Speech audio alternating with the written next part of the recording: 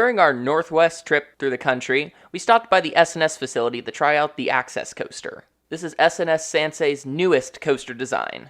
In the field next to the facility, they erected a prototype using their iconic air launch technology. The Access is very similar to the 4D free spin model that S&S has, but instead of flipping vertically, the seats spin horizontally. While visually the ride looks more like a 4D free spin, it rides more like an aero-suspended coaster. The Access is really the aero-suspended 2.0. It takes everything from the classic and modernizes it so well, and it keeps the traditional feel while adding a new aspect, which is inversions. This is going to be one of those rare rides where older enthusiasts and younger enthusiasts will enjoy this ride.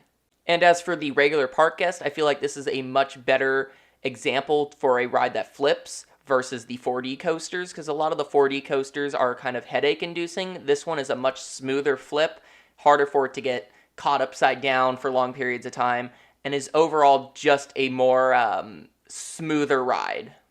There's been a lot of new coaster types in the last 10 years, and I think this takes the cake for being the best new model.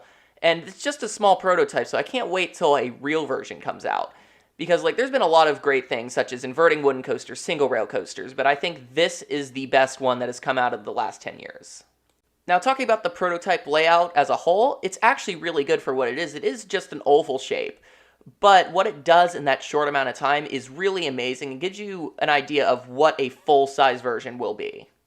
Now, S&S did say that this most likely will not be an air launch coaster. The air launch was just something simple that they know how to do and they could easily put together. They expect if they want to do a launch for this type of coaster, it will be LSM, or they will just do a chain lift like normal.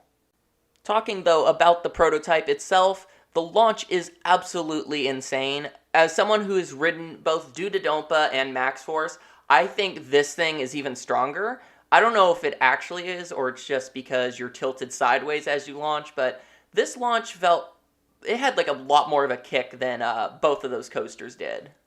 The first element is a oddly shaped lie to fly, which causes the seats to spin a full 360. Coming out of the first element, you go into a 180-degree turn, which leads into a heartline roll into a fly to lie. Immediately following, you go into a turn with shallow banking, which causes the seats to swing. And since there's no brakes, it goes flying through the launchway and then rocks back and forth until it stops. S&S so far has said the ride has worked pretty well, with no significant downtime. I do believe this is going to be the next big thing in the coaster industry. It is something that works well, it is smooth, and it's unique. It's something that could work at almost any park. The Access is still in development, so we won't see one at a park for another couple years. Whenever the first park announces that they're getting an Access, I'm going to drop everything to go and try to ride it.